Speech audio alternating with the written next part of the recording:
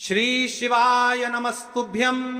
दोस्तों, आप सभी लोग जानते हो कि 10 सितंबर 2025 यानी कि बुधवार के दिन संकष्टी चतुर्थी पड़ रही है। और दोस्तों, यह बात तिथि है जो भाद्रपद मास में पड़ने वाली सबसे बड़ी और सबसे महान तिथि है, क्योंकि यहाँ भाद्रपद मास में पड़ रही है और विशेषकर अभी श्राद्ध पक्ष के दिन चल रहे हैं।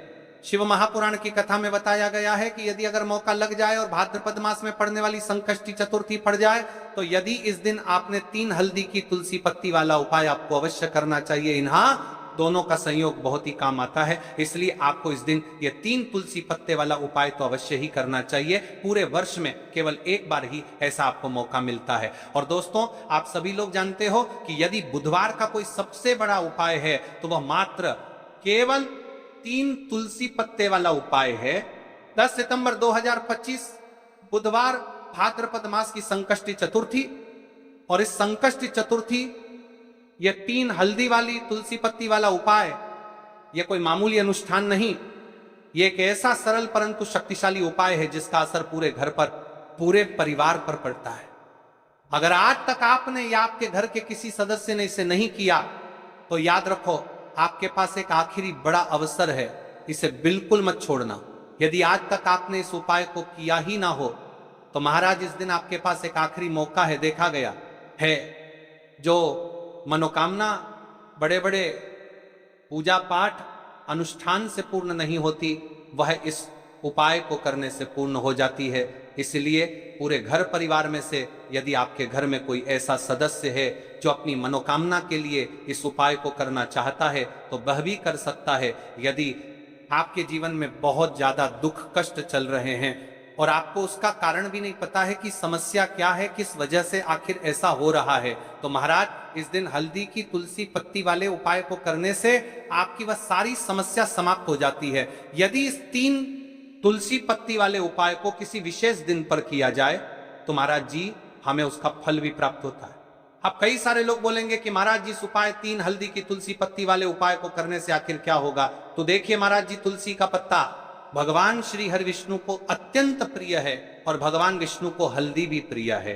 तो यदि भगवान विष्णु प्रसन्न होंगे तो आपके घर में लक्ष्मी भी आएगी और धन संपदा में वृद्धि भी होगी, यानी आपके कार्य भी सिद्ध होंगे और आपकी मनोकामना भी पूर्ण होगी। इसलिए हमें इस 3 हल्दी के तुलसी पत्ते वाले उपाय को करना है। देखिए महाराज जी, हम इस श्राद्ध पक्ष में राशि से जुड़ा भाग्य भी बता रहे हैं और भाग्य में चल रही परेशानियों को भी बता रहे हैं। तो यदि आपको ऐसा लगता है कि आपकी राशि में कोई दोष चल रहा है तो आप अपना नाम और अपनी राशि कमेंट बॉक्स में अवश्य लिखें। अगली वीडियो में हम आपकी राशि से जुड़ा भाग्य अवश्य बताएंगे। अब बात कर लेते हैं उपाय के बारे में। देखिए महाराज जी, अब हम आगे चलकर आपके संपूर्ण बातें बताने वाले हैं कि इस उपाय को आपको कहां करना है, यानी कि शिव मंदिर में करना है या फिर घर पर करना है। घर पर करना है तो किस समय करना है, यानी उपाय का जो समय है वह सबसे उत्तम समय कौन सा है और उपाय की सामग्री आपको क्या क्या और लेनी है। सबसे पहले आपको उपाय को करते समय क्या करना है, तो आपको वीडियो के अंतिम तक बने रहना है। हम वीडियो के अंतिम तक आपके संपूर्ण बातें बताने वाले हैं। देखिए महाराज जी, अभी श्राद्ध पक्ष चल रहा है, तो जो आपके जीवन में जो भी दुख कष्ट है, धन संपदा में कमी है या फिर कोई सा दोष चल रहा हो आपके ऊपर, पितृ दोष, कालसर्प दोष, वास्तु दोष, ये जो भी है महाराज जी, यदि आप इस उपाय को करते हैं तो सारे समाप्त होते हैं। इस उपाय को करने से आपके जीवन में चल रही कौन कौन सी परेशानियां समाप्त होगी, ध्यान से सुनिए। पितृदोष का शमन, घर के बेमुकाबला संकट जिनका कारण अज्ञात पितृदोष माना जाता है, वे कम होने लगते हैं। घर में जो बार बार मतभेद, रोग या आर्थिक उलझन बनी रहती थी, उसमें शांति नजर आती है। विवाह, संतान सफलता संबंधी समस्याओं का समाधान। जिन घरों में संतान या विवाह से जुड़ी समस्याएं थीं, उन्हें सकारात्मक संकेत मिलने लगे हैं। रोजगार और व्यापार में उन्नति अटकने हटती हैं, पुराने गड्ढे धीरे धीरे खुलते हैं, नए अवसर आते हैं। मानसिक शांति व आत्मविश्वास, सबसे बड़ा लाभ अक्सर यह होता है कि मन हल्का हो जाता है। जब मन शांत होगा तो निर्णय बेहतर होंगे। घर में सौहार्द बढ़ना, पितरों की शांति से घर का वातावरण बदलता है। लेकिन छोटे मोटे झगड़े कम होते हैं।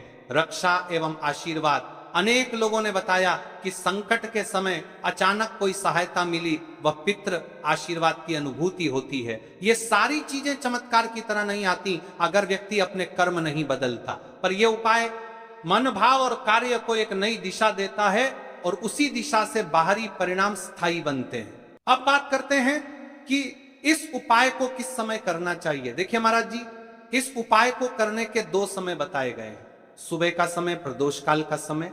कई सारी माता बहनें सुबह के समय इस उपाय को करना चाहती है तो वह सुबह के समय इस उपाय को कर सकती है। सुबह का समय सबसे शुभ माना जाता है, विशेषकर पूजा पाठ और उपासना के लिए सुबह का समय बहुत उत्तम है। सबसे श्रेष्ठ समय सुबह 7:00 बजे से 8:00 बजे तक। यदि कोई व्यस्त है और वह इस उपाय को करना चाहते हैं तो सुबह 10:00 बजे तक कर सकते हैं। और यदि कोई माता बहन चाहे कि वह 12:00 बजे से पहले कर लें तो भी मान्य है। बस इतना ध्यान रखना है कि दोपहर 12:00 बजे से बाद नहीं होना चाहिए। अब देखिए महाराज की बात कर लेते हैं प्रदोष काल के समय के बारे में। प्रदोष काल का समय दूसरा श्रेष्ठ समय है प्रदोष काल।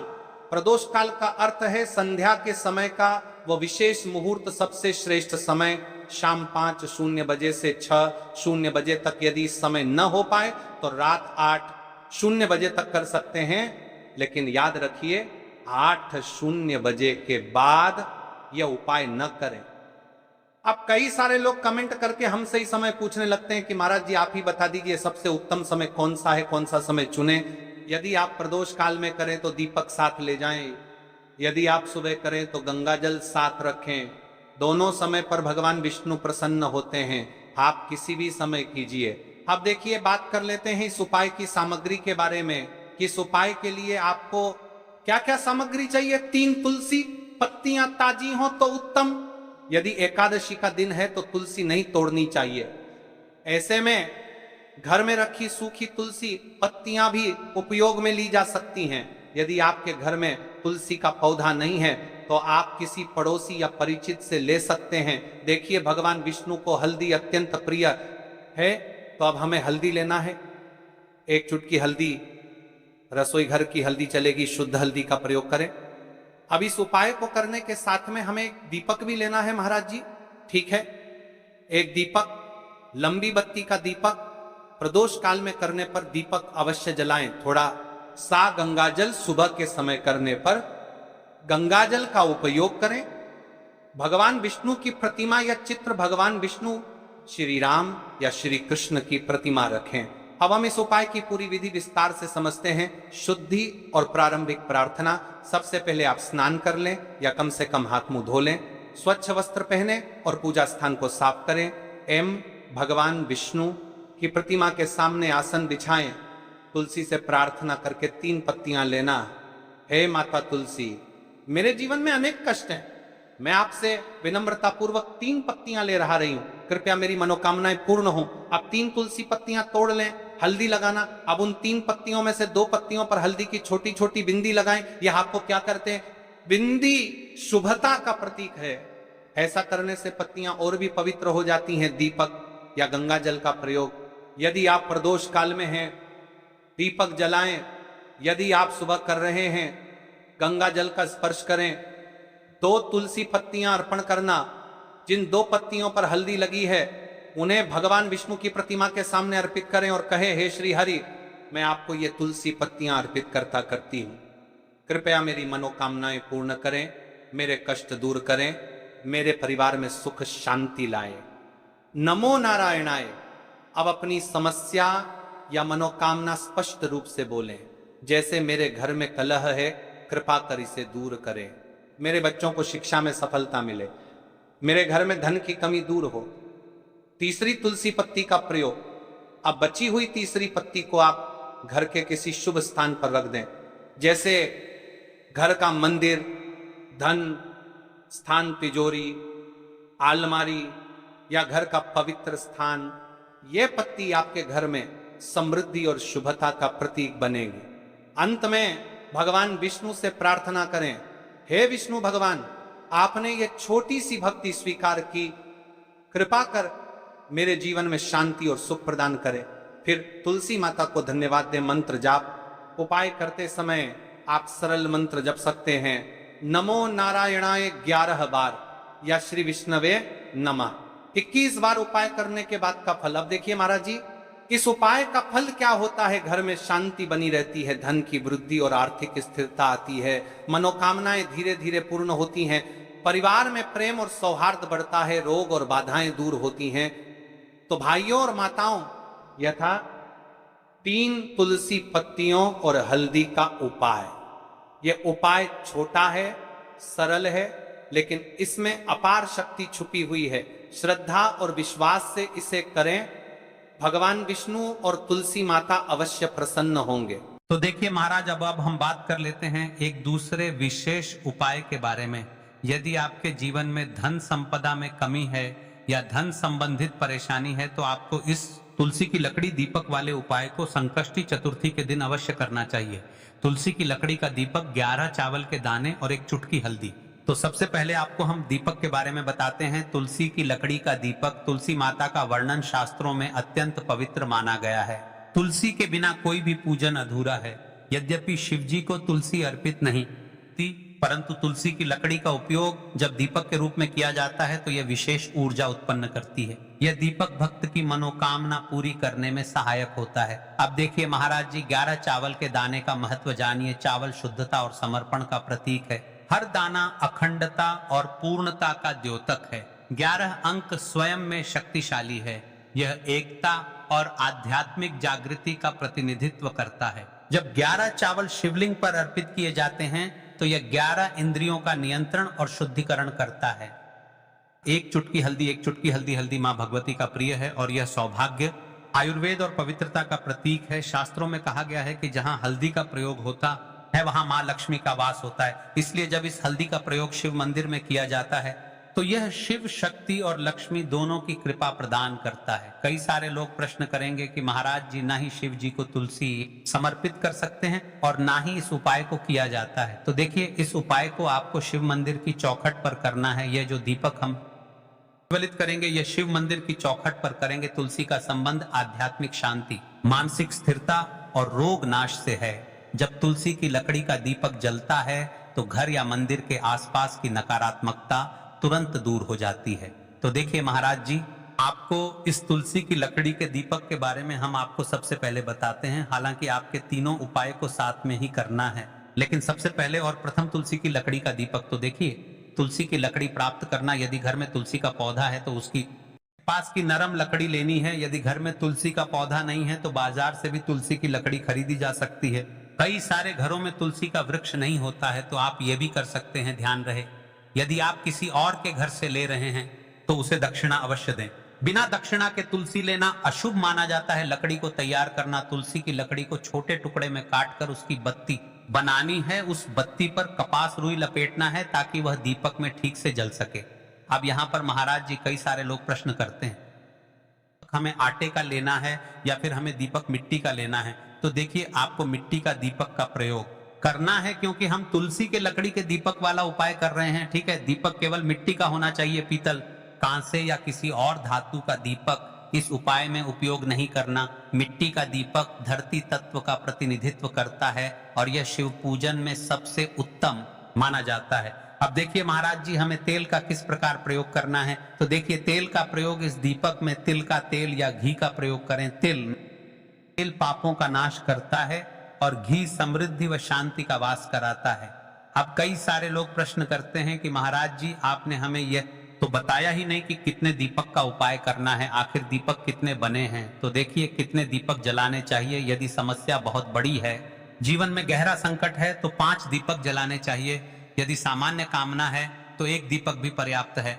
हर दीपक जलाते समय यह भावना रखें कि हे भोलेनाथ, यह दीपक मेरी अंधकारमय जीवन राह को प्रकाशमय करे। जैसे महाराज जी, तुलसी के लकड़ी दीपक वाला उपाय है। यह कोई साधारण उपाय नहीं है। तो आपको क्या क्या सावधानी बरतनी है? दीपक को शिवलिंग पर प्रत्यक्ष रूप से न रखें, इसे मंदिर की चौखट पर या बनाए गए स्वस्तिक पर रखें। दीपक जलाते समय मन में शुद्ध भाव होना चाहिए। दीपक बुझने के बाद उसकी राख को पवित्र स्थान पर ही विसर्जित करें। महाराज जी, जैसे ही तुलसी की लकड़ी का दीपक जलता है, वैसे ही साधक को एक अलग ही शांति का अनुभव होता है। मन का तनाव समाप्त होता है, आंखें बंद करके जब दीपक की लौ के सामने बैठते हैं तो लगता है कि यह लौ सीधे आत्मा संवाद कर रही है। यह लौ मानो भगवान शिव के आशीर्वाद का प्रतीक बन जाती है। अब देखिए महाराज जी, हम बात कर लेते हैं 11 चावल के दाने वाले उपाय के बारे में। ठीक है, 11 चावल का धार्मिक महत्व। महाराज जी, चावल अन्न केवल भोजन का साधन नहीं है, बल्कि इसे पूर्णता, शुद्धता और अखंडता का प्रतीक माना गया है। वेदों और पुराणों में अन्न को अन्न देवता कहा गया है। अन्नम ब्रह्मेति व्यजानात्, यह उपनिषद का कथन है। अर्थात अन्न स्वयं ब्रह्म है। इसलिए जब भक्त शिव जी को चावल अर्पित करता है तो केवल एक दाना नहीं चढ़ाता, बल्कि अपनी आत्मा और जीवन का समर्पण करता है। अब सबसे महत्वपूर्ण प्रश्न उठता है कि 11 चावल ही क्यों शास्त्रों में कहा गया है कि मनुष्य के शरीर में 11 चावल के दाने शिव जी को अर्पित करता है तो वह अपनी 11 इंद्रियों को भगवान को समर्पित करता है। यह समर्पण साधक के भीतर शुद्धि और संयम लाता है। अब देखिए महाराज जी, चावला के दाने कहाँ से लेने हैं, कैसे लेने हैं, इस बात पर चर्चा कर लेते हैं, क्योंकि कई सारे लोगों को मन में यह भी प्रश्न रहता है। घर में रखे चावल का प्रयोग किया जा सकता है, चाहो तो दुकान से भी ले सकते हो। ध्यान रहे, चावल अखंड और शुद्ध होने चाहिए।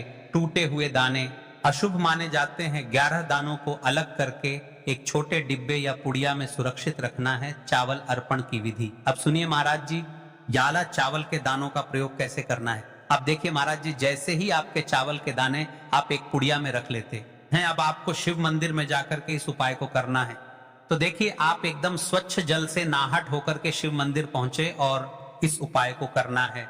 तो देखिए, कई सारी मेरी अन्य माताएं बहनें रहती हैं जो शिव मंदिर में जाती से ही दूसरी अन्य माता बहनों से सामग्री मांगने लगते हैं, जैसे कि ओ जीजी अपने बेलपत्र लाए हो क्या, एक देना, आज मैं लाना भूल गई, वह जीजी थोड़े से फूल दे दो। तो देखिए, आपको शिव मंदिर में जाकर के ये नहीं करना है। आप सिर्फ अपनी सामग्री से उपाय कीजिए और घर आ जाइए। ठीक है, जब मंदिर जाएं, सबसे पहले शिवलिंग पर गंगा जल या शुद्ध जल चढ़ाएं। एयूएम नमः शिवाय का जप करते हुए शिवलिंग का ध्यान करें। अब सबसे पहले एक दाना गणेश जी के स्थान पर अर्पित करें, क्योंकि गणेश जी बिना हर कार्य अधूरा है। इसके बाद शेष 10 दानों को एक एक करके शिवलिंग पर अर्पित करें। हर दाना चढ़ाते समय मन में एक एक प्रार्थना करें, जैसे पहला दाना है शिव, मेरे जीवन से रोग दूर करो। दूसरा दाना है महादेव, मेरे घर में सुख समृद्धि लाओ। तीसरा दाना है भोलेनाथ, मेरे संतानों को रक्षा दो। चौथा दाना, मेरे व्यवसाय नौकरी में सफलता दो। 5वां दाना, मेरे परिवार में एकता बनी रहे। इसी तरह हर दाने पर अपनी मनोकामना रखनी है, भावनाओं की शक्ति।